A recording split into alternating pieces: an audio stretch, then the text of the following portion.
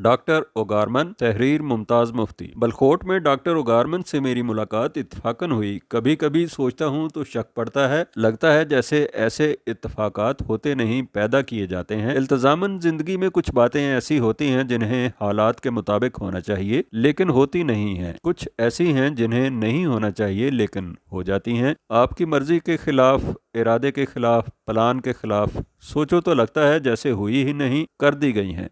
मेरा बलखोट जाने और डॉक्टर ओगारमन से मिलने का कोई इम्कान न था। ये बात कई एक अगर मगर से बंधी हुई है। अगर मैं 15 साल से एलर्जी का मरीज ना होता और एंटी एलर्जिक गोलियां फांक फांक कर अपना सवा सत्यानाश ना कर लेता, अगर एक रोज बैठे बिठाए मुझ पर इस हकीकत का इंकशाफ ना होता कि ये गोली खाओ और अच्छे हो जाओ, फिर गोली खाओ फिर अच्छे हो जाओ, इलाज नहीं बल्कि गोलियां बेचने का बहाना है। अगर कायम अली मुझे मशवरा ना देता कि पानी कोट के हकीम अर्जमंद खान के पास एलर्जी का हतमी इलाज मौजूद है, अगर बरनाला के अड्डे पर मैं गलती से पानी कोट की बजाय बलखोट की सुजुकी में सवार ना हो जाता तो डॉक्टर ओगारमन से मेरी मुलाकात ना होती, मेरी काया पलट ना होती और आज आप ये कहानी ना पढ़ रहे होते। अल्लाह क्या कुछ करने के लिए कैसे कैसे इत्तफाकात पैदा कर देते हैं। साहिबो, मैं पेंशनर हूँ, मुलाजमत ऐसी मिली कि हाजा मिन फजल रब्बी हो गया। इतनी आमदनी है कि पेंशन का मोहताज नहीं हूँ, आराम से ज़िंदगी बसर हो रही है। अल्लाह ने सब कुछ दे रखा है। एक सेहत का मसाला है, हमेशा ही रहा। तकलीफ़ें तो कई एक रहीं लेकिन एलर्जी ने जिच किए रखा। पहले फुंसियाँ निकलती थीं, फिर छाले जो फूट कर जख्म बन जाते, अब खून उबलता है। साल हा साल डॉक्टरों का इलाज करवाता रहा,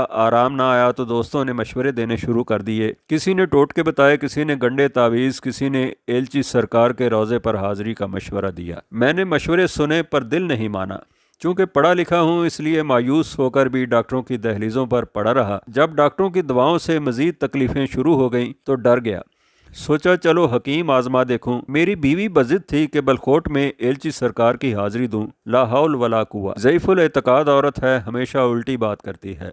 मंजिल पर पहुंचकर मुझे पता चला कि मैं गलती से पानी कोट की बजाय बलखोट पहुंच गया हूं। क्लीनर ने कहा कोई बात नहीं, आज रात यहाँ ठिकाना कर लें, कल सुबह हमारी सुजुकी चलेगी। बरनाला के अड्डे पर मैं आपको पानी कोट की सुजुकी में बैठा दूंगा।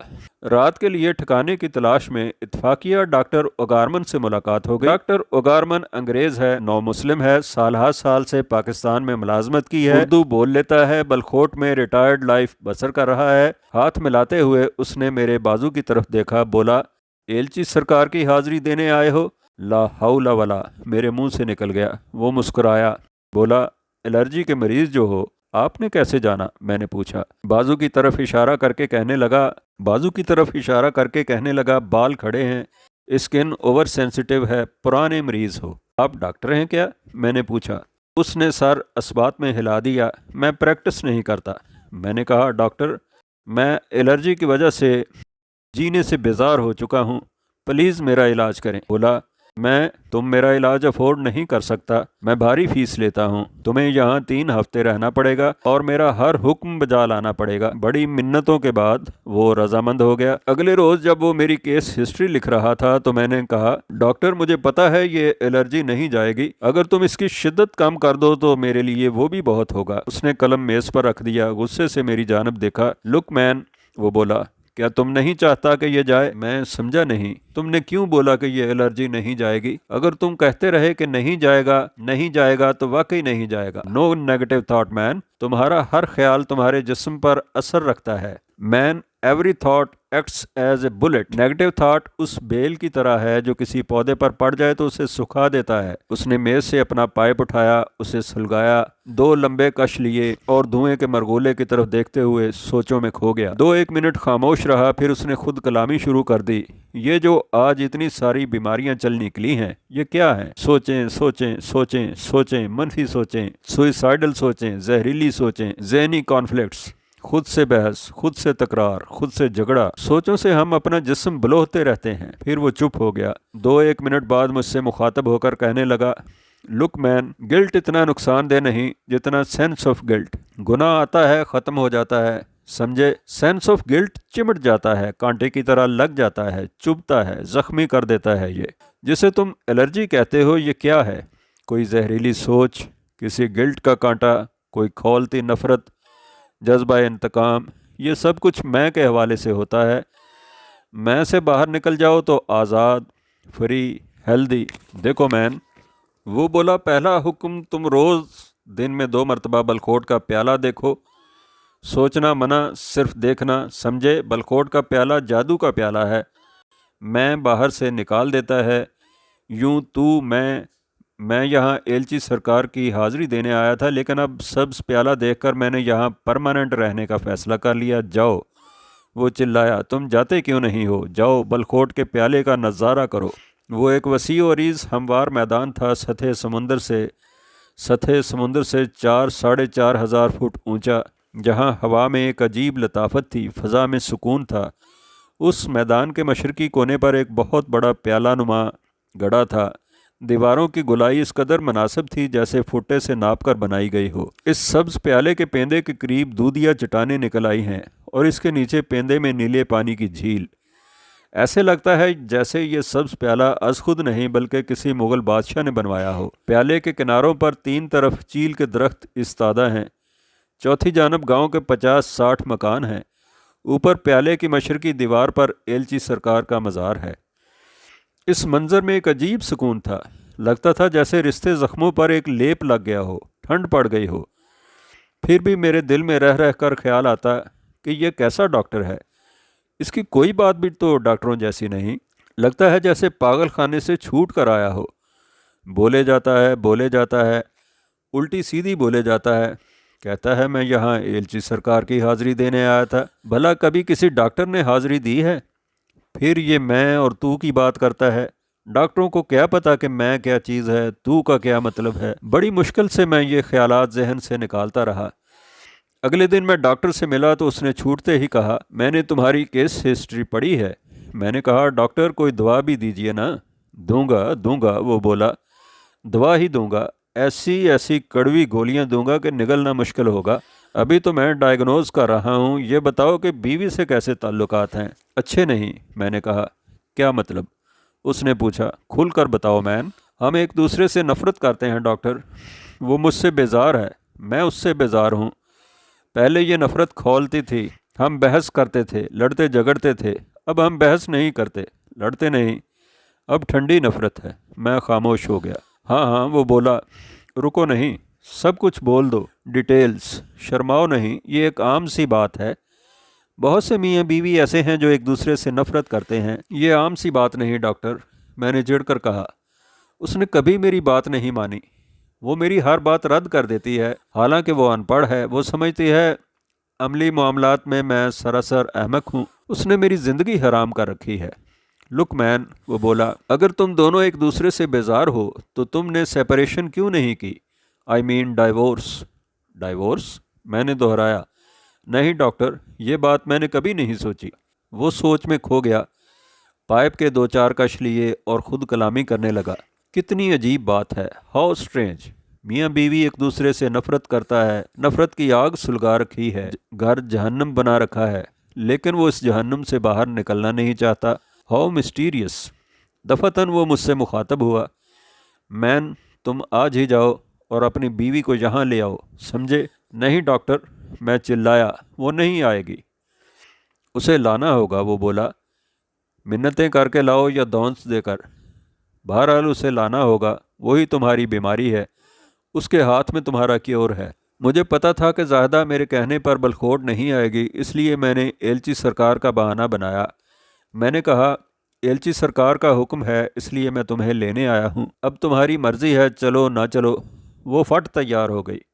بلکوٹ پہنچ کر میں نے ڈاکٹر کو بتایا کہ زاہدہ ایلچی سرکار کی حاضری کے لیے آئی ہے۔ ڈاکٹر کہا مار کر ہنسا، دیکھا تم ایلچی سرکار پر لاحول پڑتا ہے، مجھے نہیں پتا یہ تمہارا پیر فقیر سچا ہے یا جھوٹا، مگر یہ مریدوں میں ڈیووشن پیدا کرتا ہے، مرید کی توجہ میں سے ہٹ کر تو کی طرف ہو جاتا ہے، میں کے حوالے کی بیماریوں سے نجات مل جاتا ہے۔ یہ پیر چاہے جھوٹا ہے پر یہ فزیشین ہے، سائیکاٹرسٹ ہے، اور تم ان پر لاحول پڑتا ہے۔ اگلے روز میں زاہدہ کو ڈاکٹر کے پاس لے گیا۔ ڈاکٹر بولا، دیکھو بی بی، یہ تمہارا میاں احمق ہے، یہ بات نہیں سمجھتا۔ بات یہ ہے کہ اس کی الرجی کا زہر اکٹھا ہو کر کینسر بن گیا ہے۔ کسی ڈاکٹر یا حکیم کے پاس کینسر کی دوا نہیں ہے، اسے دعا کی ضرورت ہے۔ تم ایلچی سرکار کی حاضری دو، اس کے لیے دعا مانگو، مزار کے چشمے کا پانی اسے پلاؤ، شاید یہ بچ جائے، اور کوئی صورت نہیں۔ اسی شام میں ڈاکٹر سے ملا تو میں نے پوچھا، ڈاکٹر کیا واقعی مجھے کینسر ہو گیا ہے؟ نو نو نو، وہ چلایا، مین تمہیں ہر قیمت پر تمہاری بیوی کی ہمدردی حاصل کرنا ہے، ہر قیمت پر وہ ٹینشن دور کرنا ہے جو ہر وقت میاں بیوی کے درمیان تلوار کی دھار کی طرح تنا رہتا ہے۔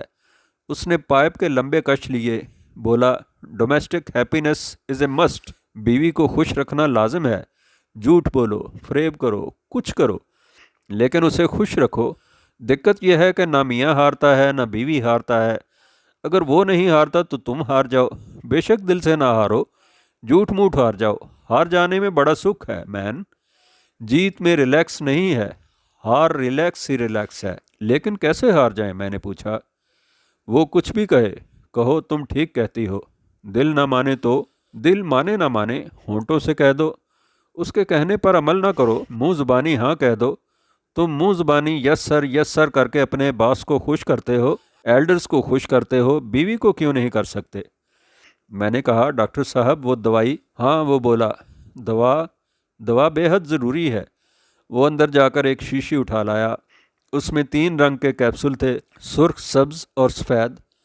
کہنے لگا، ہر 2 گھنٹے کے بعد کیپسول کھانا ہے، ہر 2 گھنٹے بعد، پہلے سفید پھر سبز پھر سرخ، خیال رکھنا پہلے سفید پھر سبز پھر سرخ، ہر 2 گھنٹے بعد، اور رات کو ایک انجیکشن، روز رات کو۔ اسی روز زاہدہ کہنے لگی، دیکھا میں نے کہا نہ تھا کہ ڈاکٹروں کے بس کی بات نہیں، ایلچی سرکار کی حاضری دو۔ ہاں تم ٹھیک کہتی تھیں، میں نے جواب دیا۔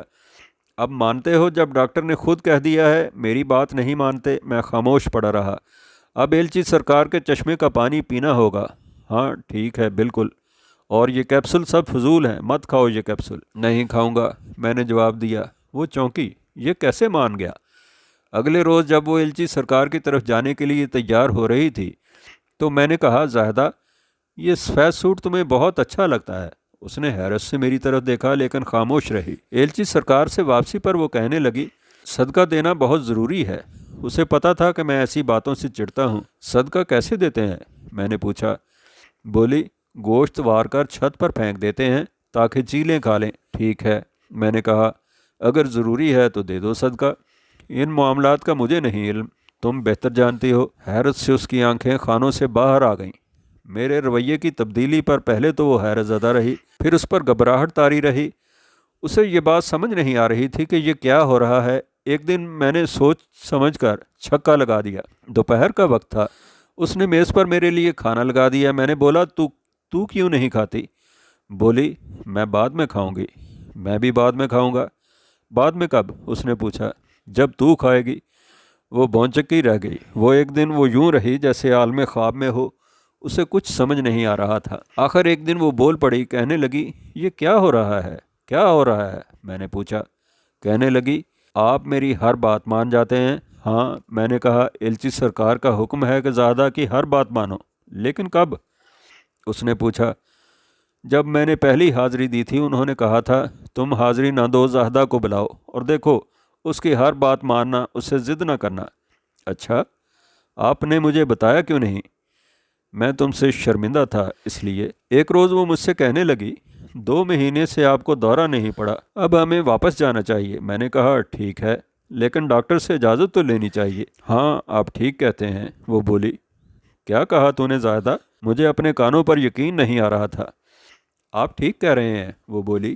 میرا جی چاہتا ہے کہ ساری زندگی اس سے یہی جملہ کہلواتا رہوں، آپ ٹھیک کہہ رہے ہیں۔ جب ہم ڈاکٹر کو الوداع کہنے گئے تو وہ بولا، مین ضد نہ کرو، ضد میں ہے، میں سے باہر نکل آؤ، ہار جاؤ، ہار ریلیکس ہے۔ میں نے کہا، جناب وہ کیپسول تو دے دیں۔ وہ ہنسا۔ وہ کیپسول سب ڈمی تھے۔ شی از کیور مین، گڈ بائے۔